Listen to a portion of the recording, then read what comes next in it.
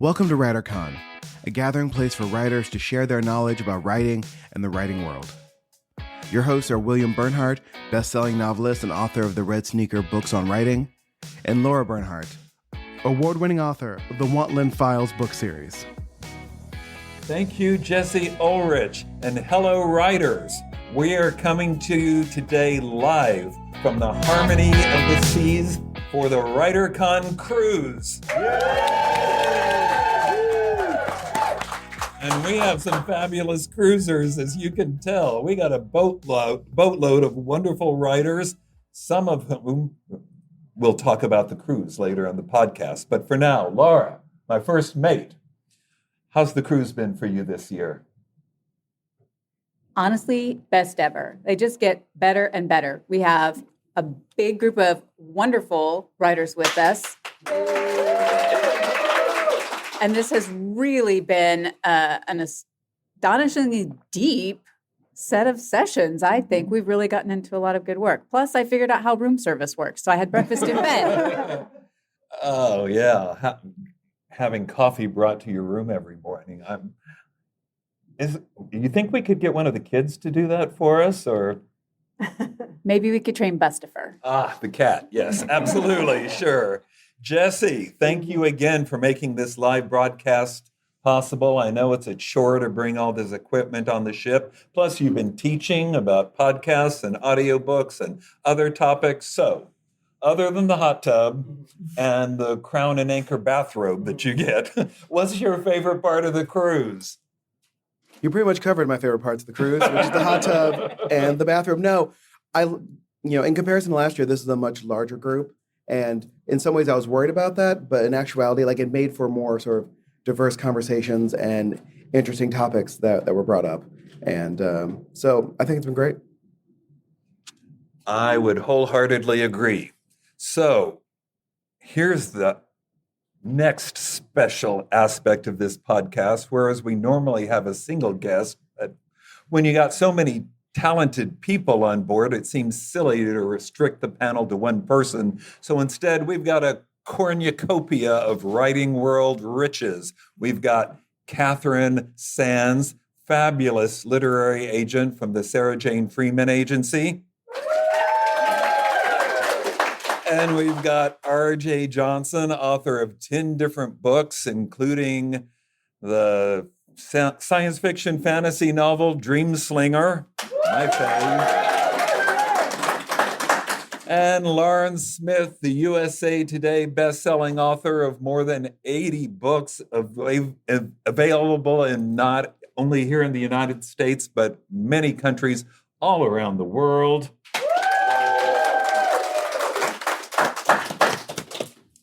So let's plunge right into it. But before we get to the news, Jesse, let's hear some testimonials from the participants on the WriterCon Cruise.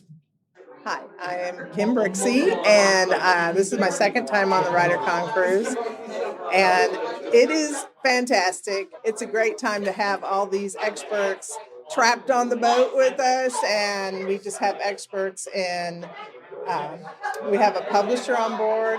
We have a best-selling author on board, USA best-selling author. We have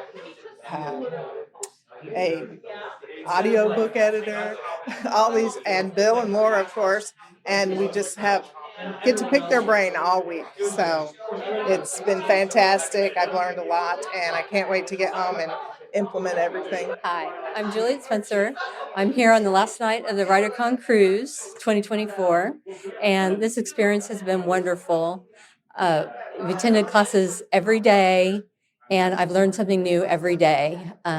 Different things about technique, marketing, publishing, getting an agent, just a plethora of information. I've learned more in this week than I learned during 2 years of fiction classes at college. Hi, I'm Luke Town, and I'm here to kind of give a testimonial about my experience here on the WriterCon Cruise. And I have to say that this is my first one I've ever attended, and it was absolutely amazing. I come into the cruise not really knowing what to expect, and the amount of information that was going to be provided Bill, Laura, and the whole crew here was just amazing, and it was very helpful. And I had some time to sit down and talk to them about my direction and how to improve my writing, and I received a wealth of knowledge. I would absolutely recommend this event, this cruise, to anybody who's aspiring to be a writer, or if you're a seasoned writer and wanting to get more input to become a better writer. I can't say enough good things about it. I am Carrie Boatwright Rarrett. I talking about what I have gotten out of the cruise. It's been really just a lot of. I was super reluctant to come on the cruise because I'm so far out of my comfort zone here, and I feel like a wee babe of a writer, and I don't belong amongst all of these other, published amazing writers. But what I've gotten is so much warmth and so much acceptance, and it's been a really great experience and has made me feel like I belong in this community. So anybody who's thinking about coming should absolutely do it.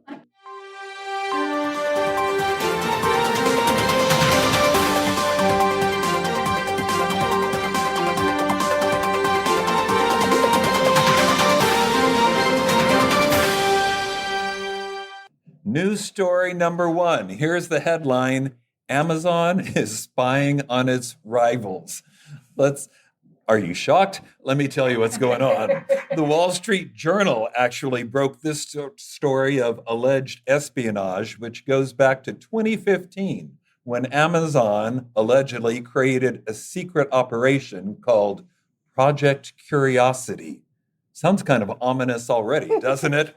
And then they rechanged it to the much more boring Small Business Insights, yawn. But the whole point of it was to gather intelligence on its rivals in the online retail industries. Amazon is denying claims that it was spying, but saying instead it was just conducting old-fashioned competitor research, right? What they did was create a shell company called Big River Services. Get it? Amazon, Big River, no connection at all there, to sell products on rival marketplaces in the United States and abroad, places like Overstock and Etsy and Alibaba and eBay and even Walmart, according to the Wall Street Journal. It also used rival fulfillment and logistics and shipping companies. Their employees were instructed not to tell the outside companies that they worked for Amazon, not to use their Amazon email addresses. Employees even attended an exclusive sellers conference hosted by eBay as representatives of Big River. So, Lara, what do you think? Does this sound like corporate spying to you? It does, just because they were being so underhanded and secretive about it. I'm a little dubious anytime someone is behaving in a way that they're trying to keep secret. I think it sounds a little sketch. Mm-hmm. And well, particularly when it's like the clear leader in the online book selling business. I mean, goodness, Amazon, if you're listening, I really love you. However, I don't see why this was necessary. Jesse, do you think Amazon was engaging in underhanded practices? And most importantly, was James Patterson involved? You know it's shady when you have to come up with a fake company name to do your shady business. So, like, if you're coming up with fake business names, you're doing something shady, or you think you're doing something shady, and then you have to hide it. Yes. So, and is James Patterson involved? Probably. James, coming for you. All right.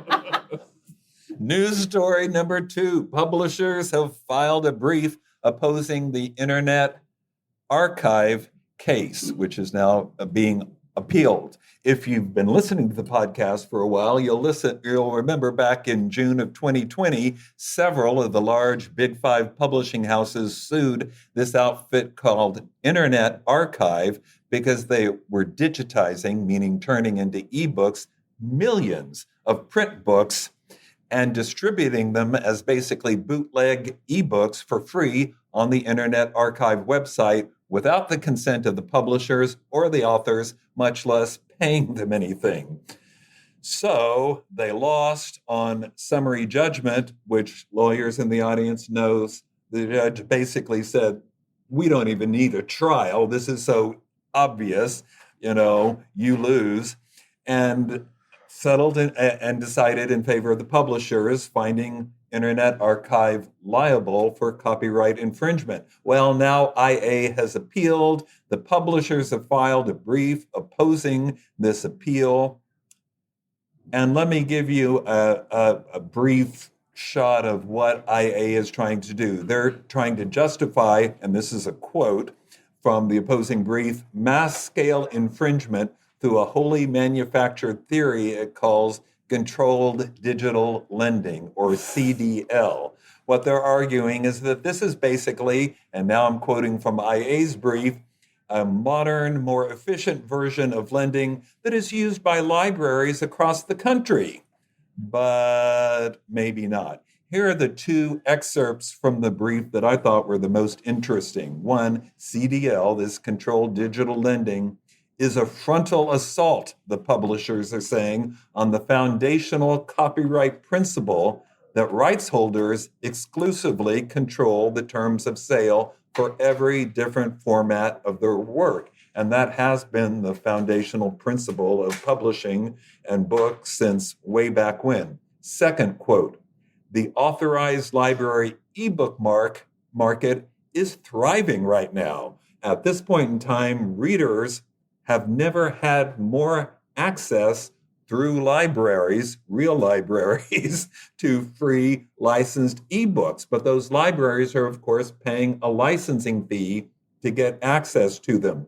Just to give you some statistics, the number of ebooks and audiobooks checked out via Overdrive, which I think is the primary distributor of ebooks to libraries, in 2020, it was 430 million ebooks, more than a 500% increase from about 8 years before. So, RJ, you're on top of everything, so I'm going to turn to you. Oh, boy. One argument that IA has used, this is just borrowing books like what a library does. Are you buying that? Well, no, of course not, especially since they're not paying any kind of royalties to those authors or publishers. If there was some kind of licensing program in place for them and they weren't just scraping and taking the books and putting them on their own system, I mean, that's one thing. Yeah. But this is different. 100%. Katharine, you're, as a literary agent, in the business of protecting your authors. You have to deal with digital copying and copyright all the time in your work. Does this seem like, the legal jargon they toss out, this is fair use, or this is transformative work because we're turning it into something else altogether? You buying any of this? No, it's definitely not fair use. And another case to take a look at is the Spotify one. The Authors Guild is all over that, looking for transparency. But this is not fair use. This is obviously infringement. Yeah, I think you're right. Lara, what do you think? I'm so fired up about this. It makes me so angry that they're trying to liken this to the library model. Let's be clear. Libraries distribute books after they have acquired them through the right channels. They are a wonderful wealth of support and information and resources. We have a daughter who works at a library. We have a librarian with us on our cruise, and I had a discussion with her about this. As a child, the library was my oasis. We didn't have a lot, but when I walked in there, I could get anything with my library card. And it just infuriates me that they are trying to compare themselves to this wonderful resource that we have when they're just stealing from us. They're just stealing from authors and not compensating them in any way. Well, it sounds like we're in agreement on this one. I'm going to stand up for the Internet Archive here because when they started this process, and still to this day, libraries can only buy like 1 or 2 copies of an ebook, meaning there are people waiting constantly to check out an ebook. And also, when they started this, these were books that were not still in print. So if for the nerds out there, the Internet Archive is actually one of the best places on the internet. Mm-hmm. It is an open source, non-regulated, non-walled way of getting information and access to old music, old games, old things that are no longer available by the people who owned the rights to them. And so I do think in this case, Internet Archive's heart is in the right place. there's just no right way to expound upon the weird way that ebooks are allowed to be lended. Because libraries don't just buy one copy of an ebook. The license they have to buy costs thousands of dollars. It's not just buying an ebook for the price we pay for it. It's a ridiculous system where the money doesn't actually go to the authors, it goes to the publishers. So I am pro Internet Archive. Hot take.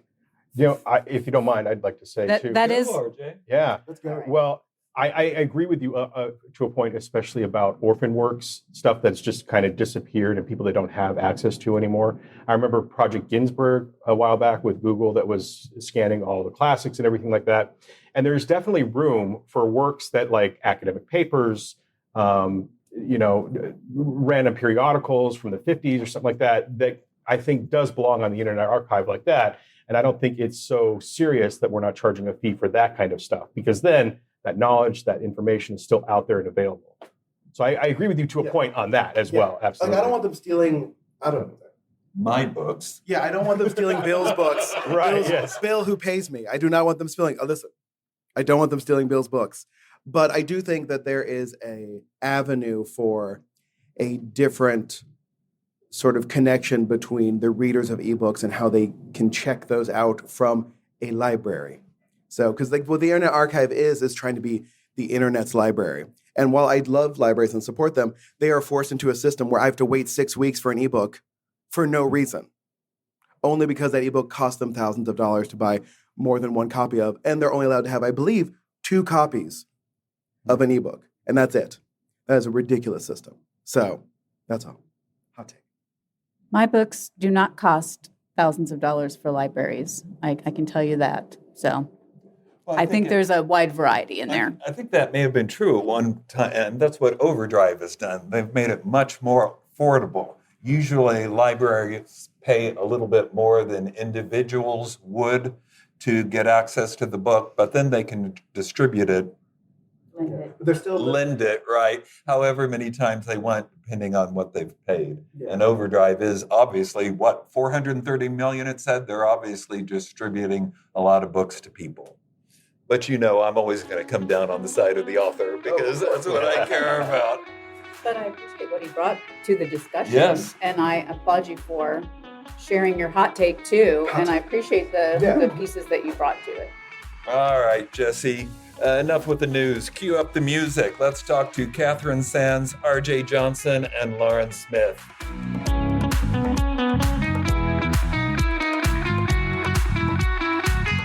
All right, Katharine, R.J., Lauren, thanks for being.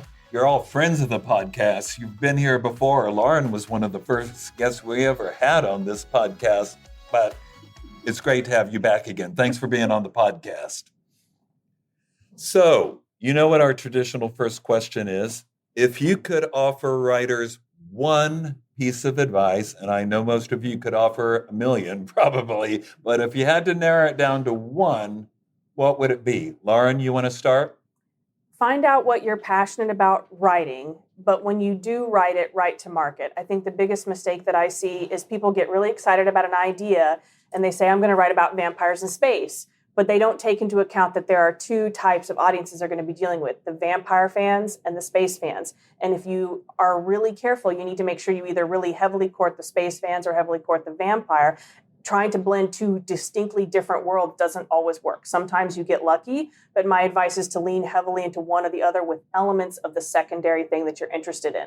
So if you have a really unique idea, really study the market. And I'm not saying copy everybody that's out there, but you do need to know what sells and why it sells and try to make your work figure out what makes it sell within those, understanding those parameters. Yeah, great advice. RJ, how about you? Yeah, I've said this a couple times, I think, during the cruise, but it's something that I strongly believe in. When you're writing, you've got to do 2 things. Just start and make it consistent. It's very much like going to the gym. You get yourself into a routine. You get stronger as you do it every day. And then the days that you miss it, well, you actually kind of feel like there's something missing. Yeah, very true. Katharine, how about you? What I'd add is so many people only think in terms of the big book, and that's not the way to think if you're starting out. anywhere you get published, anywhere your voice can be heard. Even if you find a nonfiction topic that you write about that somehow pertains back to your fiction, you have no idea who's going to see your work. It's always a message in a bottle. And agents and editors do call people up on the strength of any number of things. So don't only think book, think, where can my writing be seen? More great advice. All right, Katharine, let's start with an easy one. Describe the future of publishing in detail. What do you think? Well, the answer I had for you is go look at the bionic bartenders and see, because that's who's going to be in charge very soon. Just to explain, this is a real thing on this ship we're on right now. Upstairs, there are two like robotic arms shaking up martinis and serving drinks, right? That is where AI will bring us. It's all going to be the Terminator. We're all going to be in rubble, fighting like Mad Max. And on that happy note, that's what I predicted. Maybe not. Obviously, we are seeing healthy book sales. There are always going to be books. There have been a lot of "we's all gonna dies" out there. Certainly, we all thought CD-ROM was going to replace books and hypertext was going to come in. And the future will probably be very techy, which RJ knows more about than I do. But we're certainly going to see books written by artificial intelligence. But we still need writers. We need hearts and minds. I don't predict that we'll ever run out of those. I agree. Lauren, romance has always been popular, but we are seeing it grow and grow. Recently, it proves to be one of the most popular, and we're seeing things like romantasy, where we're seeing romance being fully blended with some other genres, the sugar kink that's out there. Why do you think that is? Why do you think romance not only stays strong, but continues to grow and expand? Well, it's always been the biggest selling. If anybody isn't aware, it's a $2.8 billion industry and growing. Romance readers tend to read 5 to 6 books a week on average. And a lot of times they are willing to pay for those books. They are not just going to libraries, they're going anywhere. I mean, audiobook sales experienced a huge growth in the last couple of years due to the romance crowd. But I think at the end of the day, we're seeing more movies, we're seeing more TV that is really highlighting love stories, and love stories have always been a prime motivating factor. If you think about TV shows like Cheers, we were always rooting for that couple in Cheers, right? I mean, the idea is that romance is one of the strongest emotions on our planet that motivates us beyond greed and power and some of the other negative emotions. And I think we're starting to finally realize that there should not be a stigma attached to the idea of love stories. I often, when I encounter people that snidely kind of joke that I write, smut or mom porn or something like that, to which I reply, so you watch a show on HBO that has gratuitous sex and violence, of which there's no emotional payoff and no positive experiences for the woman in that show and that role. I said, what are you actually supporting? And I challenged them on it, because romance novels are about acceptance of other people's flaws. They're about growing as a character. They're about overcoming obstacles. It's not just men with perfect abs, although we do like men with perfect abs. So I think it's really important to establish that romance speaks to all of us. And if you're not moved by romance, and I'm not saying that everybody has to go out and read romance, but you've probably loved somebody at some point in your life, and that was probably a momentous experience, whether you were 16 or 85. I mean, the point is that love matters on all levels, and it doesn't have to be necessarily romantic love. There's a lot of beautiful stories I've read that are not considered romance, that have stories of parent and child love or best friend love, where love is not defined necessarily just by romance and sex. And so I think it's incredibly moving to see so many book sales with books like Fourth Wing and 50 Shades of Grey. They're getting out there in the broader spectrum of people. And I can't tell you in the last how many years I've seen people say, well, I never started reading romance until I read X title. And then they realize that the rest of the romance novels that have been existing for the last 30 to 40 years in the marketplace have had exactly what they've always been looking for. My stories, I always tell people, they're a wild adventure that happens to have sex in it. And so, which is how real life is. Real life should be a grand adventure of wonderful things happening and exciting things and sad things with sex in it. And so I think that's the thing, is that there's this broader appeal that people are starting to realize that romance novels are really fun. RJ, you and I have a long history with conferences and retreats. I think we met for the first time in Hawaii. Come to think of it, I met Lauren for the first time at a retreat too. And Laura, I think I met you maybe for the second time at a retreat. So clearly retreats are the place to be, I'm just saying. But my question is, we saw science fiction also grow, and horror in particularly exploded last year. Right. Why do you think that is? I think it's just another trend in the industry. I think people, there are always stories will kind of like, what am I trying to say? Continue, like go through like cycles. So back in the day, Westerns were the big thing. In the 80s, the buddy cop movie. In the aughts, vampire movies. MCU in the teens. I think like things like this are very cyclical. And we're just seeing another like generation pick up a horror book and say, oh, this is kind of fun. I want to read more stuff like this. And then there's just that feedback loop. They enjoy this horror book. They want to try the next one. Very nice.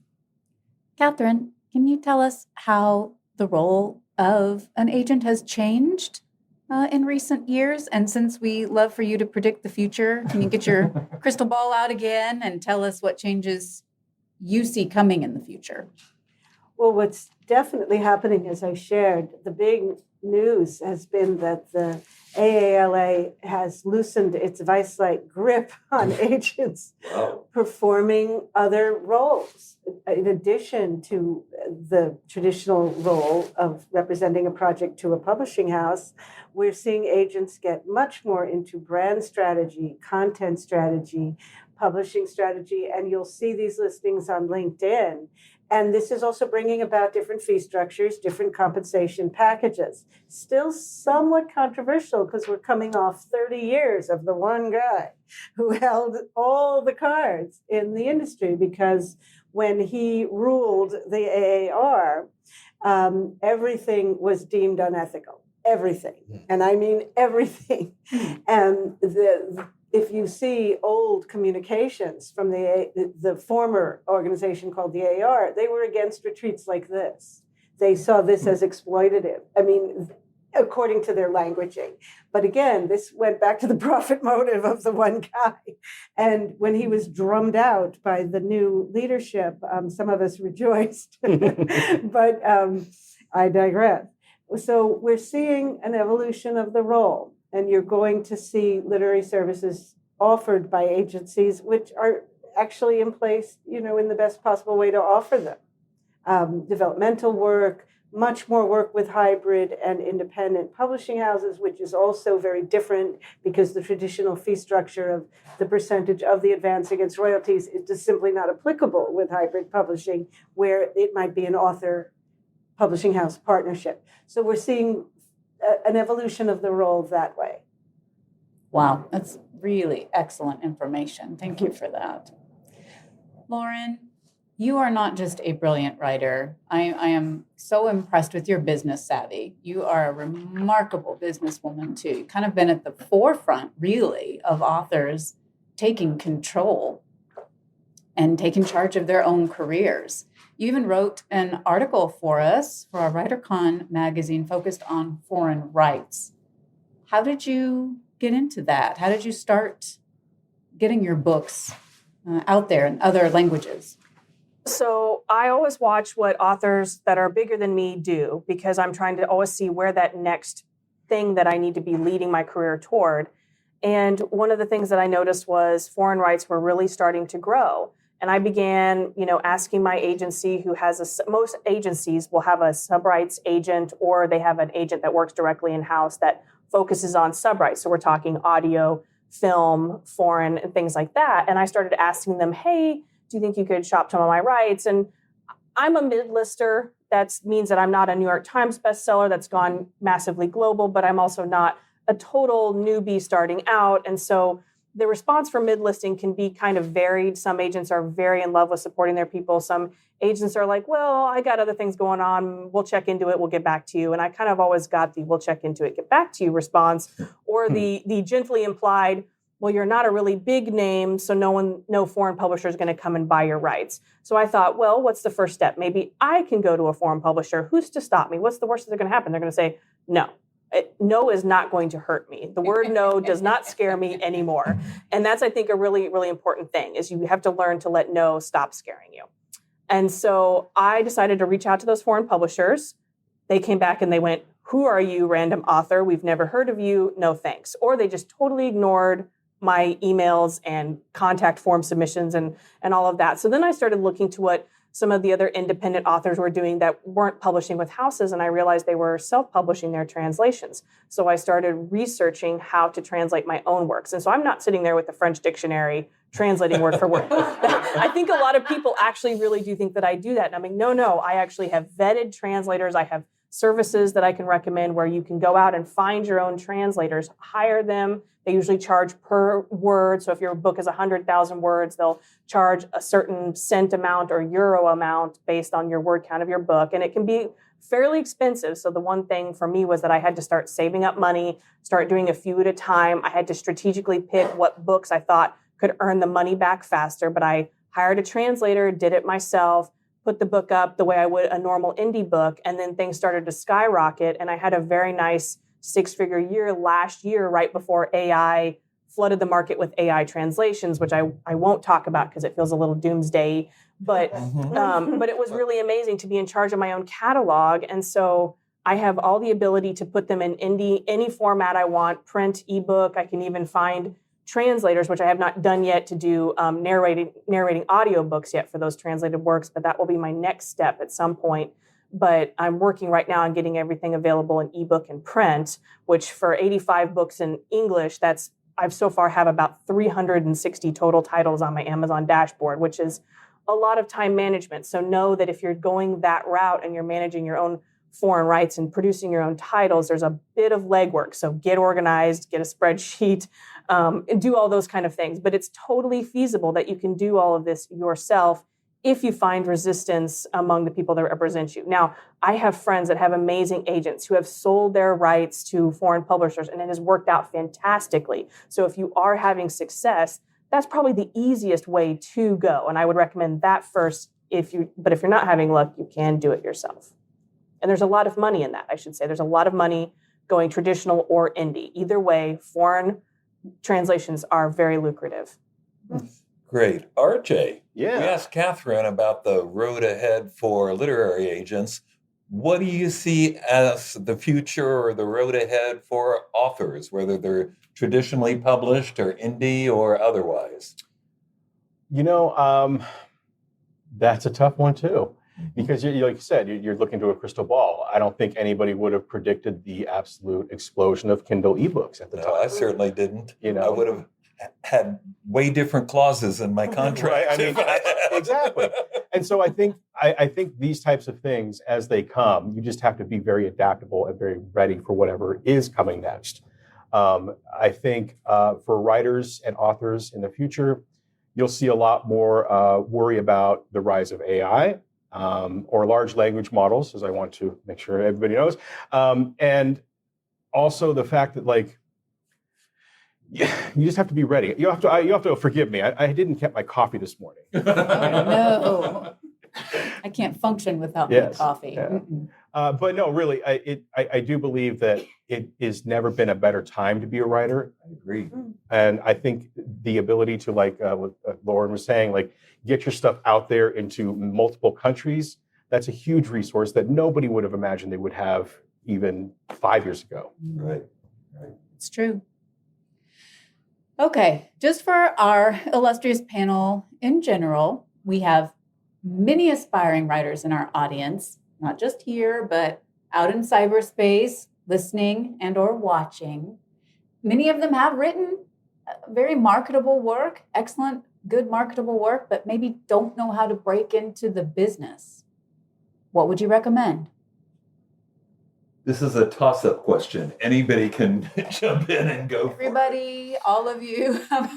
Well, I don't want to monopolize, but I just answered. No. But I do believe that you just have to put it out there, and that was a strategy that I did. I sent out a couple hundred query letters. Never heard back from anybody. Whether that was because my query letter was terrible or the agents, my stuff wasn't right for those agents that I was sending it to.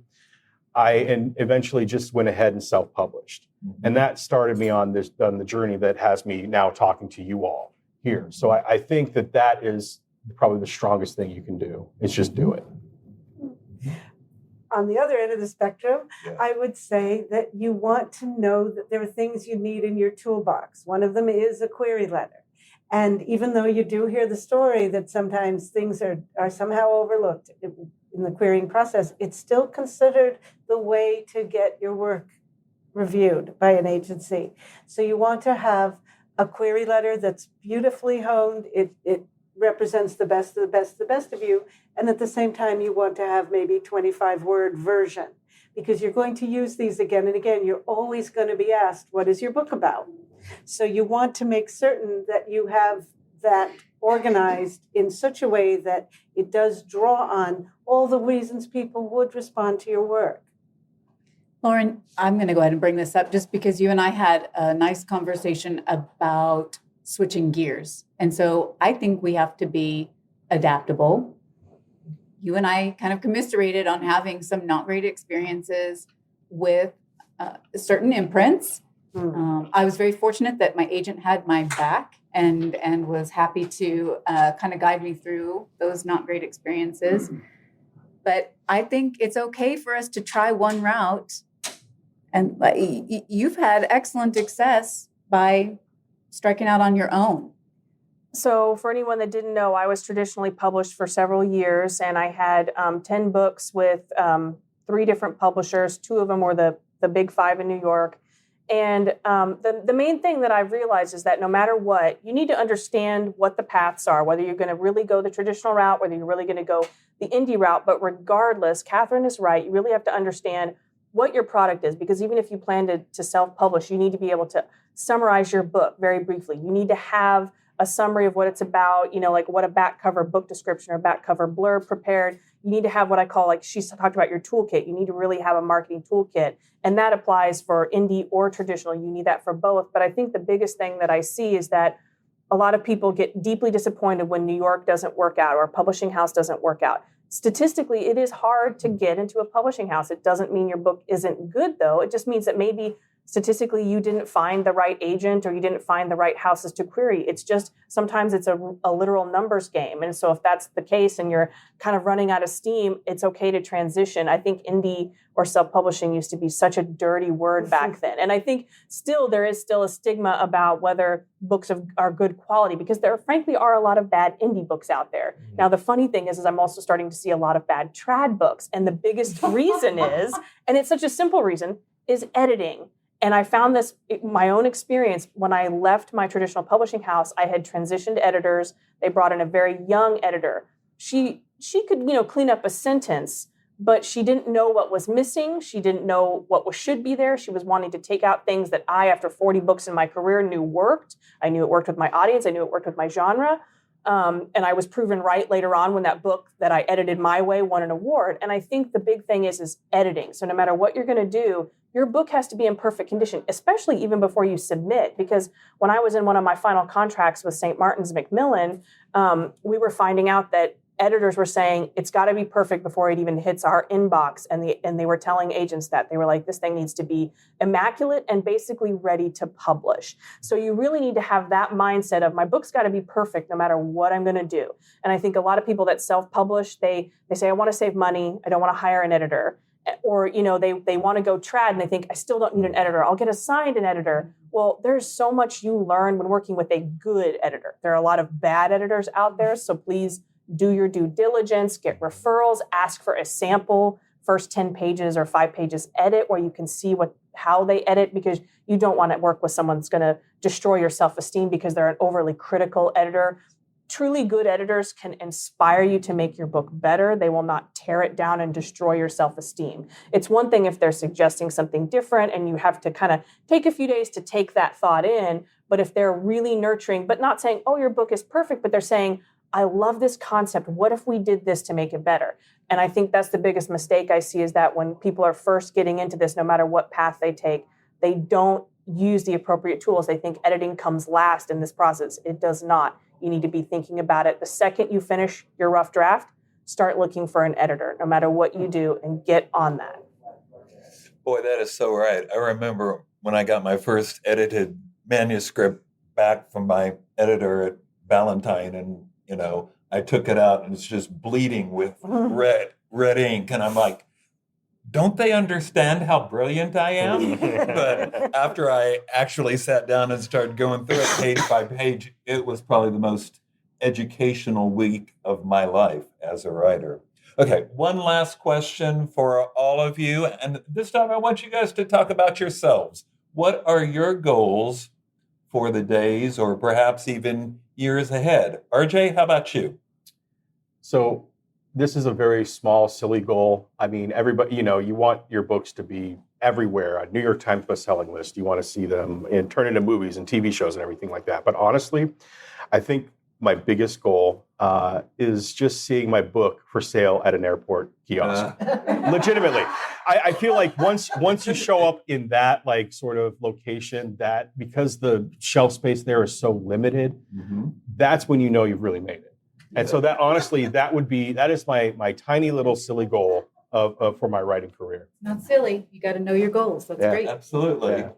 Lauren, how about you? I would say if you want your book in an airport, go and sneakily put it in the airport. That's a good. You know what? That's fair. I am not kidding. I do this with libraries because it's hard in my hometown to get libraries to take my books. So I purposely sneak in with my own copies, and they're not tagged. I don't care if someone steals them. I'm like, hey, let's just make something happen. Have somebody talk about my book, because I don't know how many times you hear the producer was like, well, I was trapped in the Chicago airport and this lady handed me her book next to me and I thought, that's great. Oh, it's my next best movie. And you're like, well, how is that going to happen?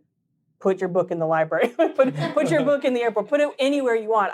I literally had a joke about my brother that lives in LA. I said, I might have you drive to every studio and leave my book in the lobby. Because one of my goals is to have a movie made. I have to say it's fun things. It's not really bragging, but it's fun things. One of my goals was to have someone name their character, a child after my character. I've had that happen.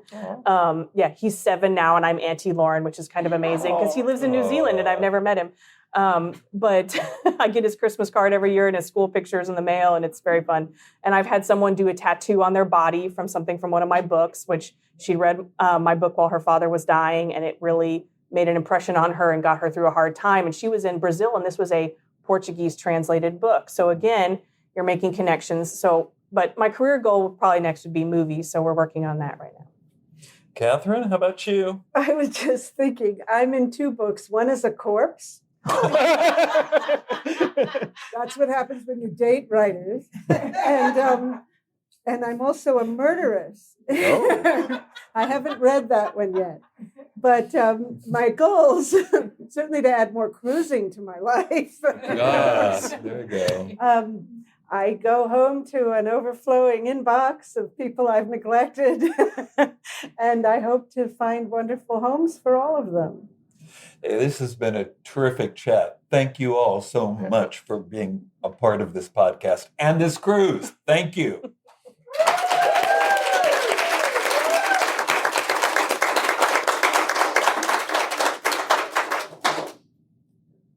Jesse, sometimes he makes us fake smile till he makes the cut, Are we good for parting words? It's going to be short. We're almost done. Did you say go for it? Just a few parting words. As you've heard, we're having a blast on the WriterCon Cruise, and we will definitely do this again next year. But the next event on our calendar is, of course, the WriterCon Retreat, which is going to be very different this year. We're moving to a new and fabulous location. And get this, the price is not going up, it's going down.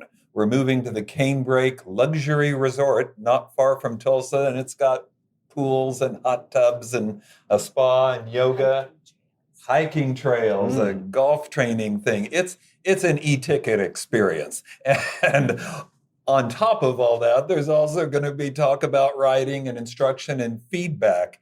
That's what characterizes the retreat, is that we get much more in depth with your manuscript, and you'll get feedback from many people, which, as I think you heard in this interview, can be invaluable. So please visit the website and check it out. That's WriterCon.com. And of course, the big event, WriterCon's annual conference, will be Labor Day weekend in Oklahoma City. So mark that on your calendars as well. All right? Okay, writers, until next time, keep writing. And remember, you cannot fail if you refuse to quit. All right? See you next time.